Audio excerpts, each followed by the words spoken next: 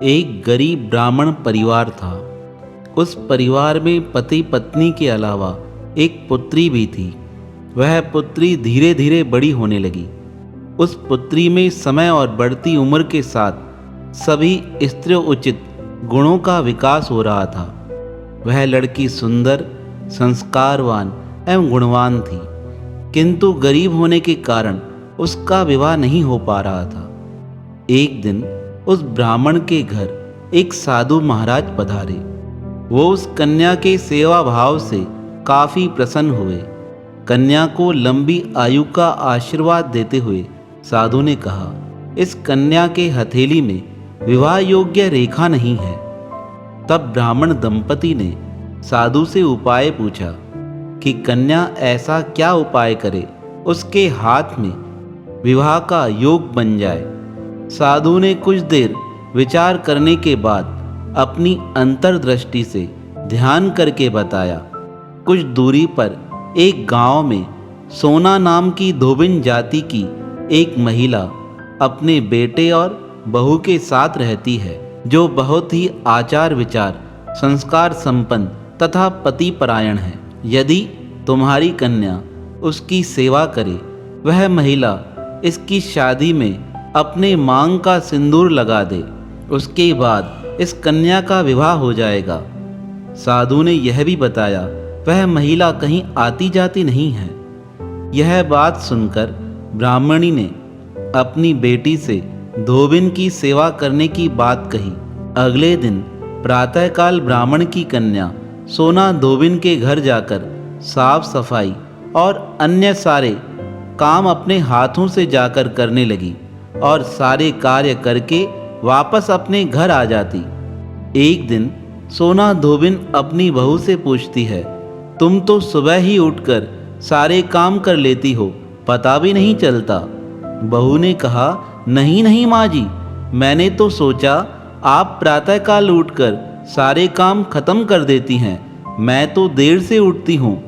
इस पर सास और बहू दोनों विचार करने लगी, फिर कौन आकर हमारे घर की सफाई करके जाता है। इस प्रकार दोनों ने निश्चय किया, हम प्रातःकाल देखेंगे कि कौन हमारे घर की सफाई करके जाता है। एक दिन सोना धोबिन ने देखा, रात के अंधेरे में एक ब्राह्मणी कन्या हमारे घर आती है और चुपचाप से सारा घर का कार्य निपटाकर अपने घर लौट जाती है। एक बार जब वह ब्राह्मण की कन्या सोना धोबिन के घर से अपने घर की ओर जा रही थी, तब सोना धोबिन ने उसके पैर पकड़ लिए और पूछने लगी, हे देवी, आप कौन हो और हमारे घर यह चाकरी करने क्यों आती हो। तब कन्या ने साधु द्वारा बताई गई सारी बात सोना धोबिन को बता दी। सोना धोबिन बड़ी प्रसन्न हुई। वह पति परायण थी, उसमें अद्भुत तेज था। वह अपने मांग का सिंदूर उस ब्राह्मणी के सिर पे लगाने को तैयार हो गई। उसने कहा, मेरा पति अस्वस्थ है। सोना धोबिन ने अपनी बहू से कहा, जब तक मैं लौट ना आऊं तुम घर पर ही रहना। इस प्रकार सोना धोबिन ने जैसे ही अपने मांग का सिंदूर उस कन्या की मांग में लगाया, सोना धोबिन का पति मृत्यु को प्राप्त हो गया। उसे इस बात का पता चल गया। वह घर से निर्जला ही चली थी। यह सोचकर कि रास्ते में कहीं पीपल का पेड़ मिलेगा, उसे भंवरी देकर उसकी परिक्रमा कर वह जल ग्रहण करेंगी। संयोग से उस दिन सोमवती अमावस्या का दिन था। ब्राह्मण के घर मिले पुए पकवान की जगह उसने ईंट के टुकड़ों से 108 बार भंवरी देकर पीपल के पेड़ की 108 परिक्रमा की। उसके बाद जल ग्रहण किया। सोना धोबिन के ऐसा करने पर उसके पति में जान वापस आ गई। सोना धोबिन का पति पुनः जीवित हो गया। उस दिन से सोमवती अमावस्या का महत्व अधिक बढ़ गया।